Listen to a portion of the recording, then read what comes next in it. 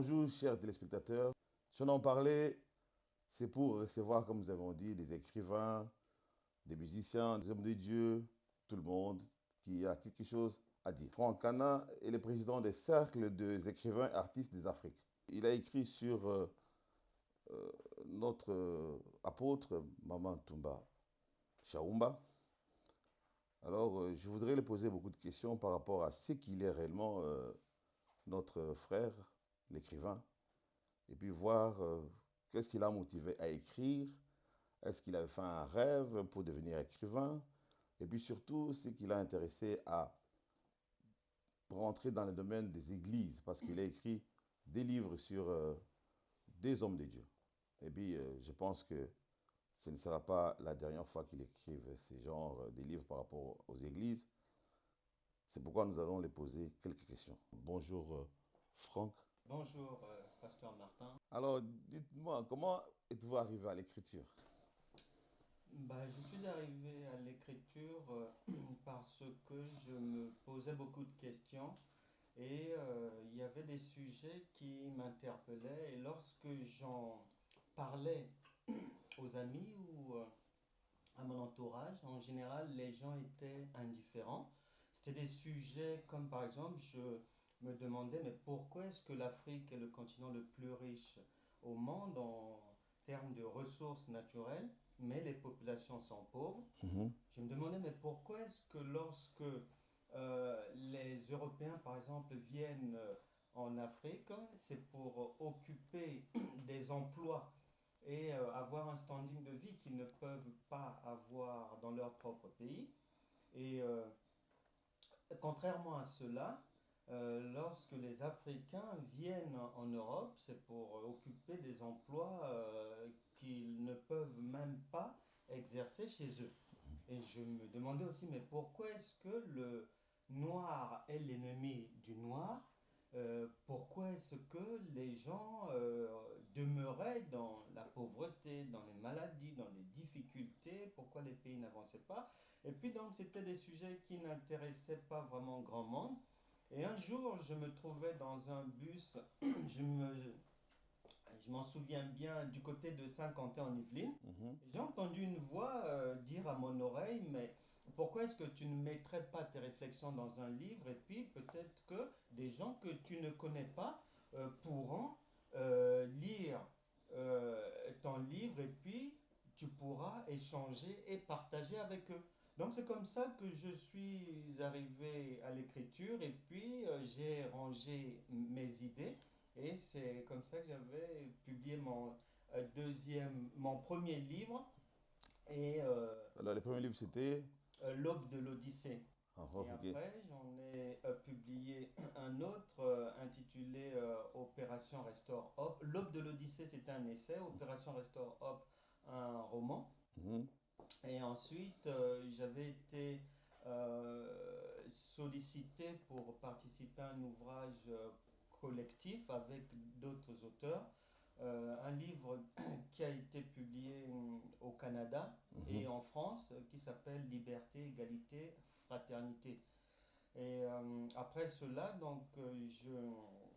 j'ai publié Mission accomplie avec l'apôtre Mathieu Kayeye Mhm. et on m'a sollicité pour écrire un ouvrage collectif qui a paru aux éditions L'Harmattan, qui s'appelle L'Anthologie des 60 ans de la littérature congolaise. Mhm. Et après cet ouvrage, j'ai publié le livre sur l'œuvre de Maman Angélique Toumba Chaoumba, apôtre d'une génération victorieuse. Dans Liberté, Égalité, Fraternité, qui est publié en France par les éditions du Net, qui vient du Canada.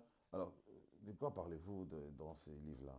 Ah, dans Parce Liberté, qu'il y a Liberté, Égalité Égalité, Fraternité, oui. et Fraternité, le sujet c'était de mettre l'accent sur l'importance de la liberté.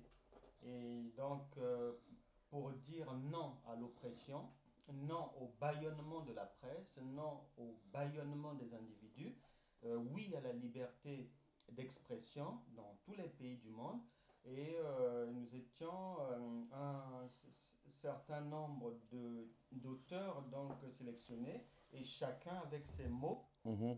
a fait passer son message. Et moi, je l'ai fait à travers une poésie. D'accord. Alors, quel est votre parcours littéraire? Parce que vous avez un parcours littéraire, parce que ce n'est pas seulement la voix que vous avez entendue dans le bus qui vous a poussé à écrire. Oui, la voix, peut-être la voix du Saint-Esprit, mais quel est votre parcours littéraire? Hein, de ce que j'ai pu lire dans ma vie, ce Oui, qui a retenu influencé. mon attention, m'a influencé. Oui. Il y a deux lectures qui ont influencé ma vie. Les lectures liées à l'engagement, les lectures sur l'œuvre et la vie des gens comme Emery Patrice Lumumba, Mhm. les Thomas Sankara, les Nelson Mandela, les Malcolm X, les pasteurs Martin Luther King, les C'est mères Teresa. c'est pas moi. Ce sont ces lectures-là qui m'ont influencé. Et de l'autre côté, ce sont les lectures liées à l'œuvre de Jésus-Christ et principalement un livre d'un auteur américain, Michael Harper, qui s'appelle Le ministère de Jésus-Christ. Un ouvrage qui m'a vraiment beaucoup influencé. Je pensais que vous allez rajouter la Bible. Ça va de soi. On ne peut plus même inclure la Bible, qui est un ouvrage exceptionnel Très et bien. d'ailleurs le livre le plus vendu dans le monde, le Mm. plus lu. Donc c'est sûr qu'avant tout ouvrage, sur notre table de chevet, il y a d'abord une Bible. Alors, quel est votre rôle dans l'association des écrivains? J'en suis le président et l'idée de la création de ce cercle est venue parce qu'on avait constaté que les écrivains afro-antillais ont parfois du mal à, à trouver un éditeur pour publier leurs livres. Ils ont des fois du mal à trouver un correcteur ou des conseillers littéraires qui peuvent les orienter et tout. Donc, on avait fait le choix de nous retrouver pour mettre en place une structure qui va aider les auteurs à avancer dans leur travail d'écriture et puis aussi faire la promotion de leurs écrits. Et dans les publications par rapport aux livres chrétiens, est-ce que on peut le trouver sur un portail chrétien? Parce que la plupart du temps, les livres de pasteurs, des hommes de Dieu, entre autres, Oui. sont trouvés souvent dans des boutiques exotiques. On les retrouve dans des églises derrière un comptoir. Mais des fois, quand on va dans une librairie chrétienne, on ne retrouve pas tous les livres qui sont sur le marché. Une fois, il y a un homme de Dieu qui nous donnait des conseils pour nous dire que euh, les livres que vous achetez sur le marché écrit par les hommes de Dieu, il y a trois choses. Il y a la part de l'homme, la part de Dieu et la part du diable. Alors, il nous conseillait de, de faire attention par rapport aux livres. C'est pour cela, quand nous allons dans les librairies chrétiennes, et puis je pense qu'il y a une commission de lecteurs pour faire passer un livre pour l'édification du peuple de Dieu. Alors, est-ce que vos livres passent par une commission pour que le peuple de Dieu soit édifié? Parce que la plupart du temps, les livres sont retrouvés dans des boutiques exotiques ou derrière dans les églises, sauf dans les librairies chrétiennes.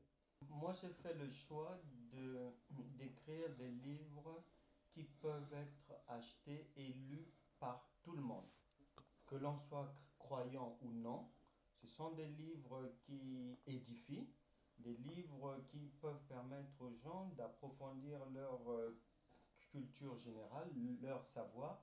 Donc, mes livres sont en vente, en commande dans les librairies. On peut les avoir auprès des éditeurs, comme les éditions Langlois Cécile à Paris. On peut les commander sur Internet aussi. On peut les commander à la FNAC, donc partout. J'ai fait ce choix-là pour ne pas que mes livres soient enfermés entre les quatre murs d'une église ou bien dans les murs d'une librairie chrétienne, ce qui va restreindre le champ ciblé par mes écrits. Très bien, le frère Franck. Alors, quelle est votre actualité et vos derniers projets littéraires? Alors, l'actualité, je travaille actuellement sur la biographie d'un homme de Dieu, un homme d'église. Donc, ce travail a été achevé il y a quelques jours. Mhm. Et donc, en début 2016, je vais publier ce travail. J'ai un ouvrage témoignage que je vais aussi publier dans le premier trimestre de l'année 2016. 2016, oui. En 2016, j'écrirai aussi un ouvrage avec l'un de mes amis, un ouvrage sur la situation socio-économique et politique de l'Afrique. Nous sommes en train de faire ce travail-là qui sera publié en 2016. Et dans la deuxième moitié de 2016, je travaillerai sur deux biographies de deux personnages qui ont beaucoup apporté à leur société. Est-ce qu'il y a eu une rencontre dans votre vie qui vous a marqué? Pas une, mais quelques-unes. Alors, La rencontre avec, je dirais, il y a eu des rencontres politiques, c'est-à-dire avec des hommes politiques et puis des hommes de Dieu. Ce sont ces rencontres-là qui m'ont beaucoup influencé. La rencontre, par exemple, qui m'a marqué jusqu'à ce jour, c'est lorsque j'avais rencontré et puis après fait un travail avec François Xavier Verschave, un Français qui était décédé il y a quelques années, mais qui s'est impliqué pour dénoncer le pillage de l'Afrique dans ses écrits. Et il a écrit des ouvrages comme La France-Afrique. Ma rencontre avec lui m'a vraiment beaucoup influencé. Mais j'ai rencontré aussi des serviteurs de Dieu qui m'ont marqué, comme l'évangéliste Jean-Oscar Kindiamina Kebila, l'apôtre Mathieu Kayeye, Mama Toum Baba Chaumba, les hommes de Dieu tels que Mamadou Karambiri, Charles Talingano, et la liste est longue puisque j'ai vraiment passé du temps dans le milieu des hommes et des femmes de Dieu, et ces gens-là m'ont beaucoup influencé. alors qu'est-ce que vous avez appris ou reçu quand vous avez rencontré, par exemple, Maman Touma, parce on parlera de son livre. Qu'est-ce qui vous a marqué par rapport à cette rencontre? Ce qui m'a marqué euh, avec Angélique Toumba Chaumba, c'est la longévité dans l'œuvre de Dieu, une longévité qui n'a pas toujours été faite de jours agréables. Il y a eu des jours tristes, Mhm. mais aussi beaucoup de jours glorieux où le Seigneur s'est vraiment glorifié. Il n'y a que chez les Africains que cela est négligé. On passe une vie comme ça sans transmettre aux générations suivantes ce qu'aura été notre vie. Il y a une multitude, ça fait une force incroyable en termes de population qui fréquente les églises évangéliques rien qu'en France. Mhm. C'est vraiment des centaines de milliers de personnes, une force vraiment réelle, mais qui est négligée comme ça, et les gens sont là dans les églises, ils ne se demandent pas mais comment ces églises ont fait pour voir le jour, qui a commencé cela, et ça vient d'où, comment. Non, ils sont là en train de passer les jours comme ça, d'aller lentement mais sûrement dans l'ignorance. Dans tous ces parcours-là littéraires, quelle est votre citation favorite? Une citation qui peut nous marquer aussi, parce que en tant qu'écrivain, il y a toujours quelque chose de fort, de très très fort. quelque chose de fort. Ma citation préférée, c'est celle du président Thomas Sankara, Mhm. a dit que là où s'abat le découragement, s'élève la victoire des persévérants. C'est cette phrase-là de Thomas Sankara qui est l'une des phrases qui reste en permanence dans mon esprit et puis me permet de croire que il y aura toujours des lendemains meilleurs, quoi. Alors maintenant, nous rentrons dans l'Église. Mhm. Alors, quel est votre regard par rapport à l'Église? Église, entre parenthèses, évangélique. D'accord. Surtout en France. Comme je ne voudrais pas mentir, donc je préfère dire la vérité. Oui, Moi, la situation de l'Église aujourd'hui ne me satisfait pas, tout simplement parce que l'Église, selon la Bible, est appelée à résoudre, à apporter des solutions aux problèmes des gens, aux difficultés que nous rencontrons dans la vie.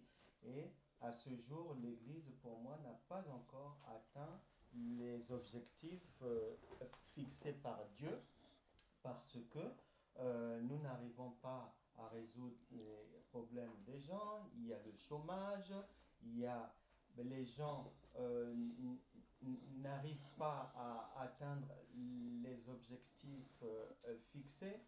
Ce qui est vrai, la bonne nouvelle, c'est que là où il y a au moins une certitude, c'est que dans l'Église, on trouve la guérison. Il y a des guérisons miracles et il y en a beaucoup.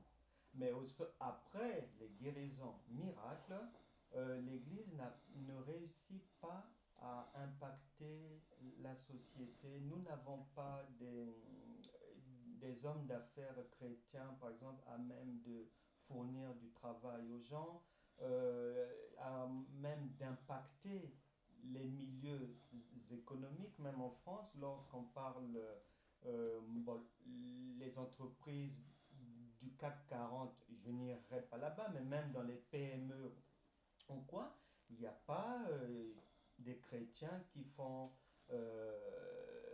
se distinguent là-dedans, que ça soit dans le domaine de l'industrie automobile, nous n'y sommes pas, que ça soit dans la grande distribution, les propriétaires d'Auchan, Leclerc et autres ne sont pas des gens qu'on rencontre dans l'église, alors que nous chantons tous les jours, nous sommes la tête et non la queue, mais en réalité, nous ne sommes pas la tête, et ça, je préfère le reconnaître. Jusqu'au jour d'aujourd'hui, je ne suis pas mais satisfait. vous avez parlé que dans l'Église, quand même, il y a des miracles. Oui.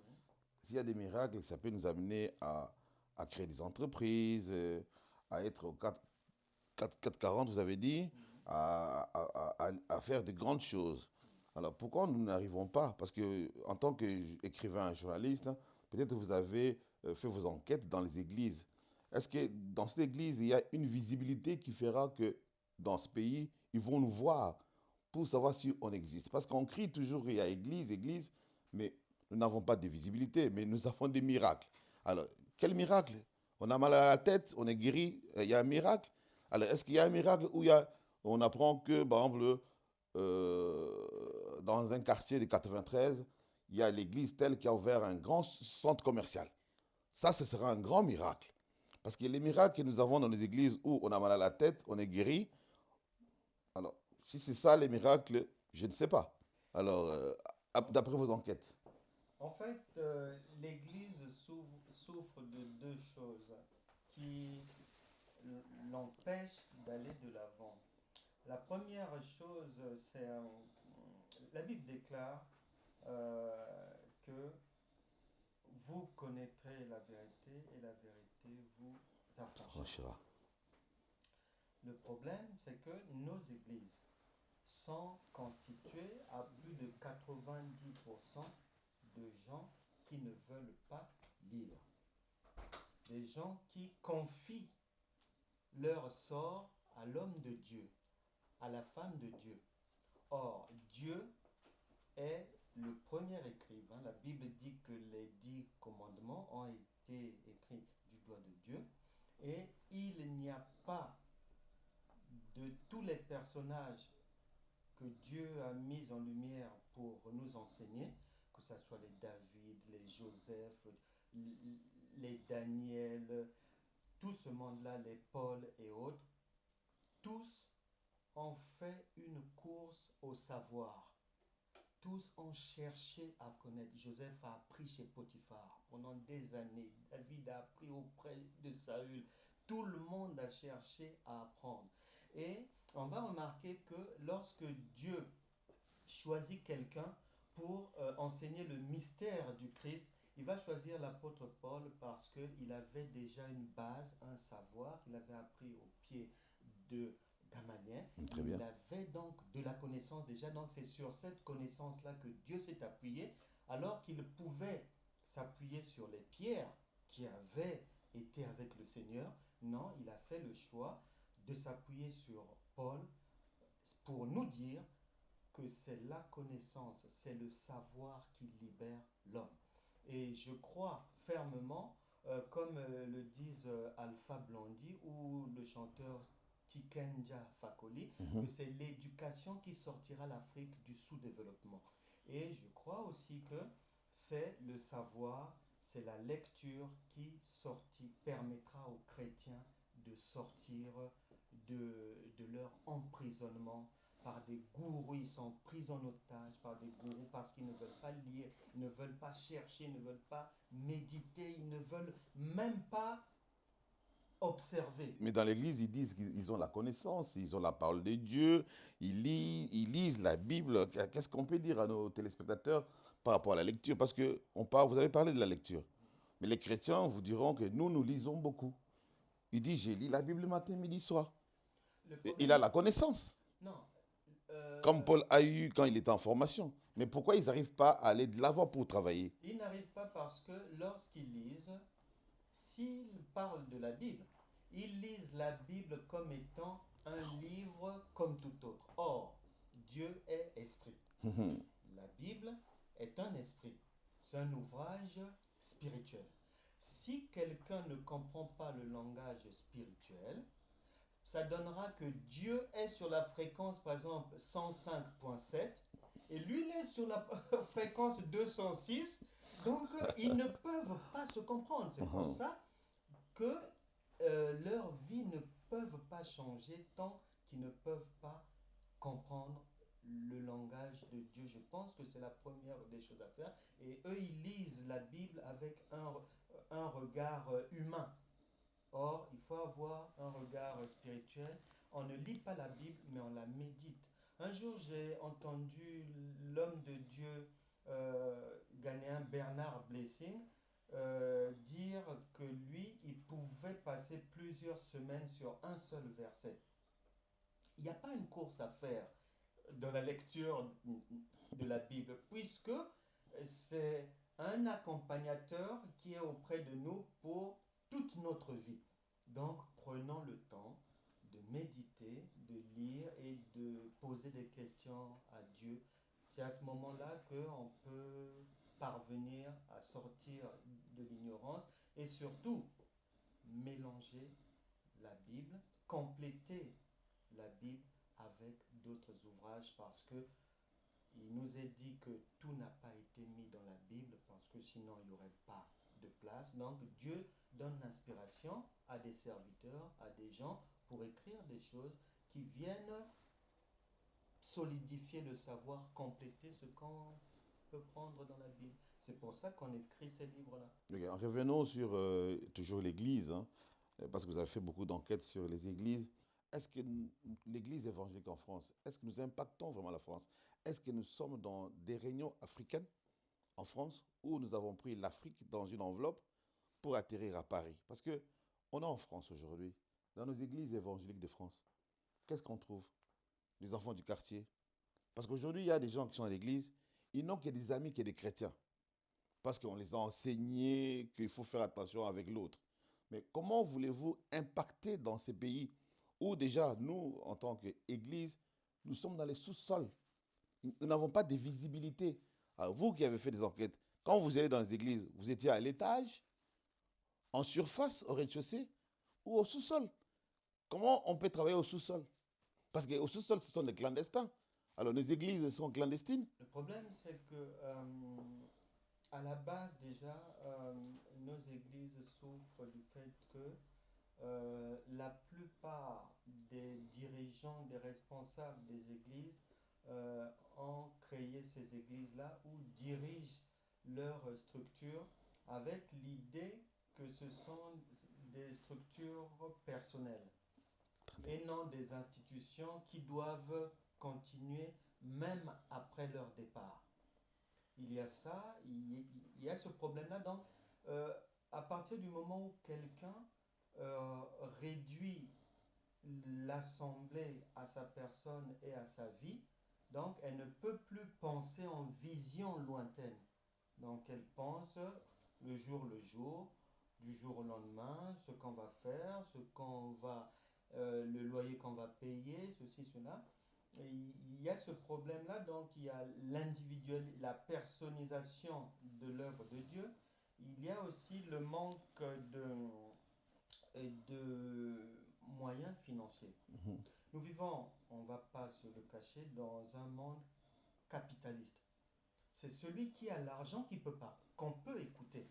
La Bible dit que la sagesse du pauvre est méprisée. Méprisé. Donc, à partir du moment où les gens, bien sûr, peuvent avoir des assemblées, mais si ces assemblées, financièrement, n'ont pas la capacité de pouvoir résoudre les problèmes des gens, parce que pour influencer, pour qu'on vous écoute, il faut avoir de quoi résoudre les problèmes des gens. Et si on n'a pas ces moyens-là, ben on va toujours être les derniers et puis à attendre le secours de Dieu. Alors, revenons maintenant sur les deux livres que vous avez écrits par rapport aux églises des réveils. Alors, pourquoi vous êtes orienté sur les deux ouvrages-là? Parce que vous avez beaucoup parlé de pasteur de l'apôtre Matthieu et de maman Angélique Toumba Chaoumba. Pourquoi avoir choisi ces deux livres-là? Vraiment parce que vous en parlez vraiment très très très bien. Parce que euh, nous avons appris en tant qu'être humain, même sans être croyant, nous avons appris que dans une vie, on doit suivre des gens qui peuvent être des modèles. C'est-à-dire un modèle, c'est quelqu'un qui a déjà fait quelque chose et qui peut apporter une expérience aux autres. Et cette expérience-là peut leur permettre d'éviter des difficultés et d'aller de l'avant. Ok. Or, le choix s'est porté sur Mathieu Kaeye et Maman Angélique Toumba Chomba parce que ils ont été des précurseurs, des pionniers dans cette œuvre-là, dans la mission que Dieu a voulu donner à l'homme d'apporter l'évangile au-delà des frontières africaines. Donc c'est pour ça que j'ai fait le choix de prendre des modèles. Donc ces gens-là ont fait un travail formidable et ce travail-là ne pouvait pas rester méconnu jusqu'à présent puisque la Bible dit que on n'allume pas une lampe pour la mettre sous la table. Donc ils avaient vraiment ce qu'il fallait et l'expérience qu'il faut pour nous enseigner beaucoup de choses. Est-ce que c'était facile de réaliser les livres avec l'apôtre Toumba Chaoumba Angélique? Oui, parce que c'est une femme qui est aimante, attachante, elle a vraiment de la compassion pour les autres et puis elle n'est pas compliquée. Elle est simple, on peut l'aborder. J'ai fait la démarche, elle a accepté, je lui ai proposé mon travail, elle a accepté, et puis on a travaillé en bonne entente. Je dirais que j'en garde un très très bon souvenir, et puis son œuvre m'a vraiment beaucoup influencé aussi. La servante de Dieu, l'apôtre Angélique Toumba Chaoumba, est-ce qu'elle était dans la joie de vous rencontrer pour parler de ce qu'elle était, de ce qu'elle a fait, de son enfance, de tout, tout? jusqu'à arriver à écrire la biographie? Est-ce qu'il était dans l'enthousiasme?